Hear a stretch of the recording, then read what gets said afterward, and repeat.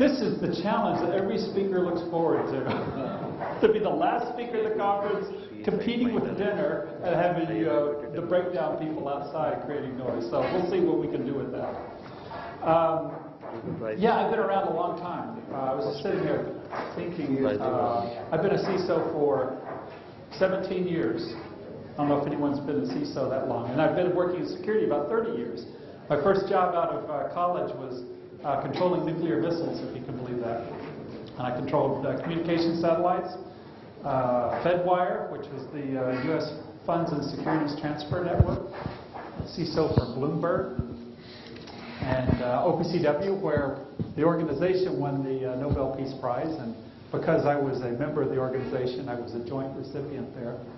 So I don't feel like I really did anything special. I just happened to be in the right place at the right time with the right organization.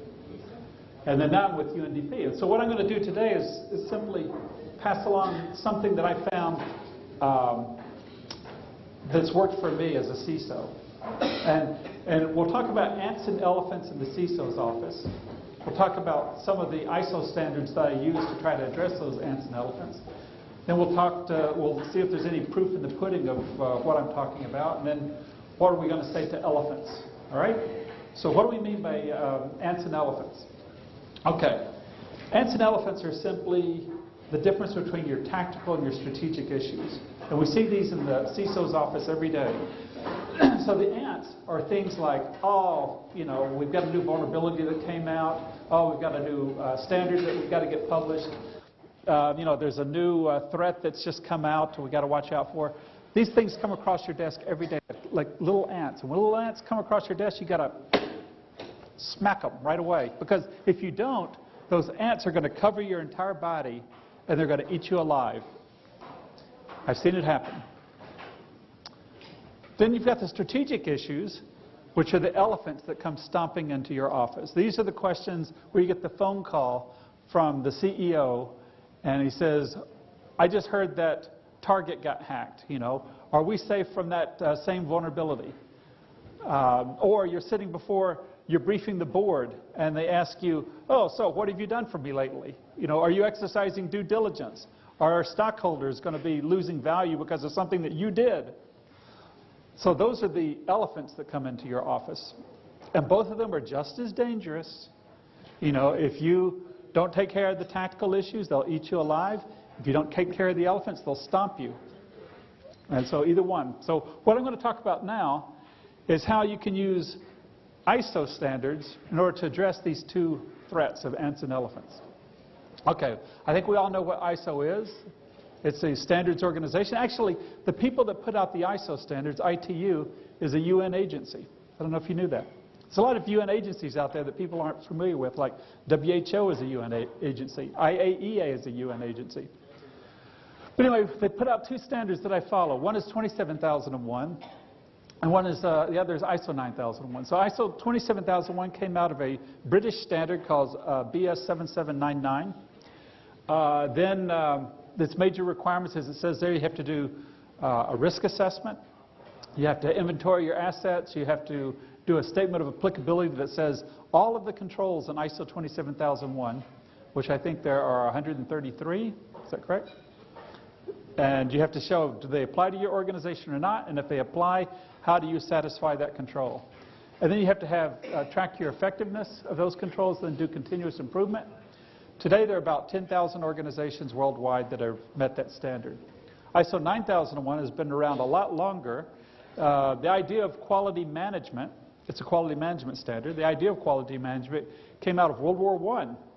Here we are, we're just celebrating the 100th anniversary of World War I, but one of the products of World War I was the quality management system, because the U.S. government used that for its manufacturing in the defense industry at the time. It became more formal between the wars. Then after the war, after World War II, the Japanese picked up on it, and they used it in their automobile industry. In the workshop yesterday, I said when I was a small boy, I used to have, we would say an expression, if something was cheap and shoddy, we said, oh, that's made in Japan. And now, if you say if something's made in Japan, it connotes a different idea. It connotes something that's very high-tech, well made and something that's going to last, doesn't it? So the Japanese were able to achieve that great transformation in the perception of their products by simply using this standard, ISO 9001. Okay, these are some of the major things you have to do with ISO 27001. It says right there you got to do the statement of applicability, the inventory, the risk assessment, and so on.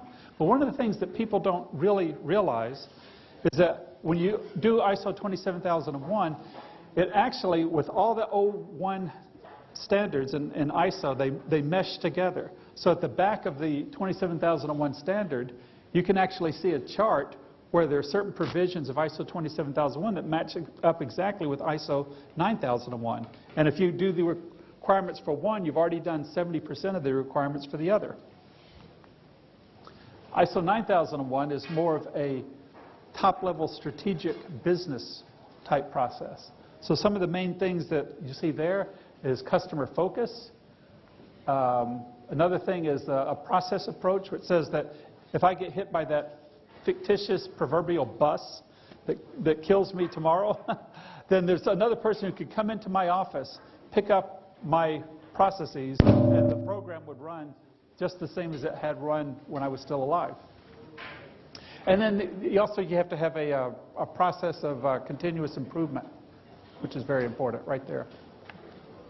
Okay, so let's look at one of the things in ISO 9000 is you have to come up with a vision statement, where you're going to take your organization. And this is something that's very important for your organization, your security organizations out there.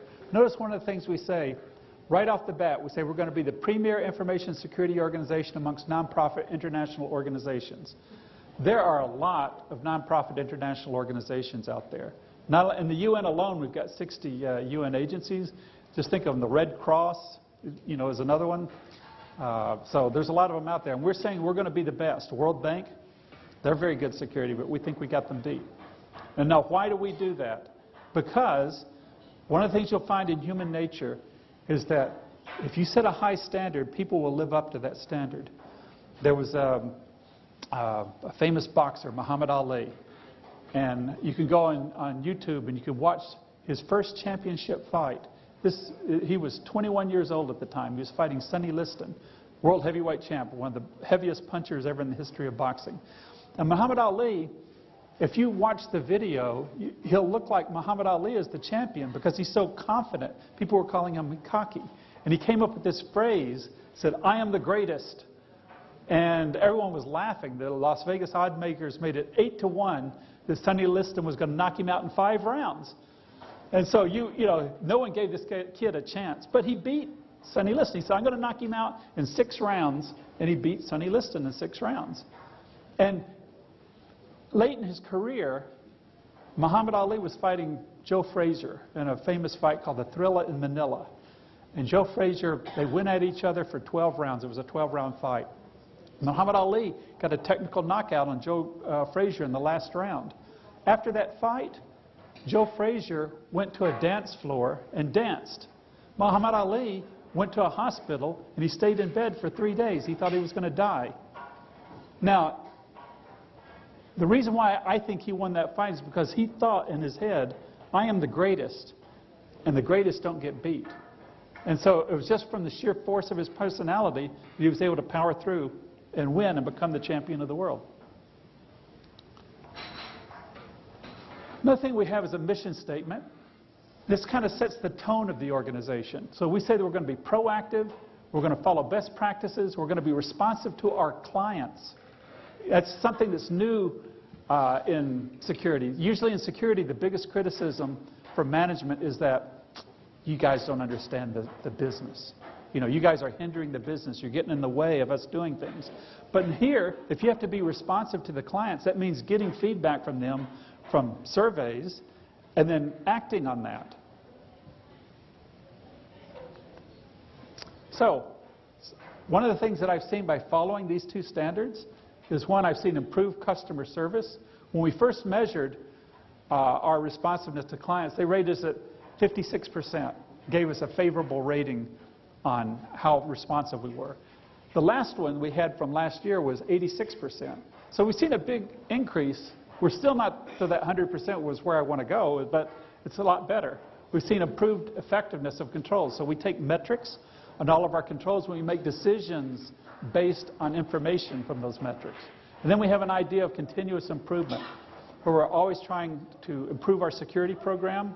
We're looking at new threats out there. We're getting feedback from our clients, not just on how they think our service is, but if they have ideas, we try to act on those ideas. So let's close the circle and finish this talk. So when the CEO comes to you and says, how do you demonstrate your organization is following due diligence? I can say, hey, we're certified by Lloyd's of London as following 27001 best practices in information security, and we have to pass an annual audit from Lloyd's of London in order to keep that certification. Then he says, oh, well, have we taken the necessary precautions to guard against fill in whatever the latest thing in the news is? He says, yes, we follow the ISO recommended security controls and perform risk assessments to continue to evaluate our environment against new threats. Okay?